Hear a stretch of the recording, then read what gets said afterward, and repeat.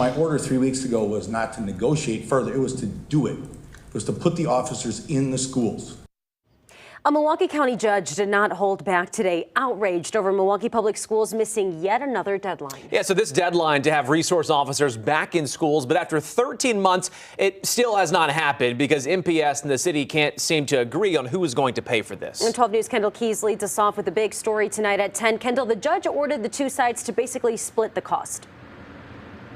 Right, Deanna, in a fiery court hearing, Judge David Borowski not mincing words when he ordered the district and the city pay 50-50 for the 25 school resource officers and to get it done in the next 10 days. The gall and the temerity of, again, primarily the school board, but to the lesser degree the city, is breathtaking. Judge David Borowski laying into Milwaukee Public Schools and the city in a Milwaukee County Circuit courtroom. Why do you think you have the ability, legal, ethical, moral, or otherwise, to ignore court orders? You don't. Monday's hearing is the latest chapter of a lawsuit brought by an MPS parent who sued the school board because MPS hasn't reinstated resource officers in schools as mandated by state law. Judge Borowski gave MPS and the city a February 17th deadline to comply. When that didn't happen, attorneys for both sides explained why. The city has indicated it's not going to make officers available to MPS until a financial arrangement has been reached. Why is the city not giving them the resource officers?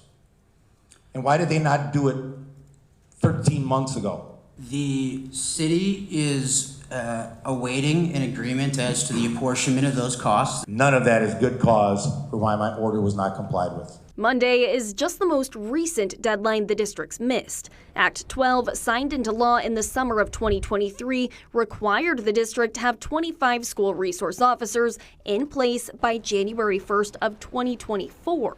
But lawmakers did not specify who should pay or how much. They left a huge gap in this law by not just saying what the apportionment should be. So I'm going to fill that gap today. Borowski ordering the city and MPS to split the cost 50-50. According to the MPS Office of Board Governance, the total is about $1,592,000, meaning the district and the city are each on the hook for about $760,000. You know who's paying for this? It's not MPS. It sure as heck is not the school board. It is not the mayor. It is the taxpayers of the city of Milwaukee. One taxpayer, the MPS mother who filed the lawsuit, Charlene Abugren, tells 12 News Monday's ruling is a win. He left them with no excuses on the table, none whatsoever. The next time we come back to court, they need to comply or there are going to be sanctions for them. So, Kendall, Judge Borowski won't give the district additional time to train those officers.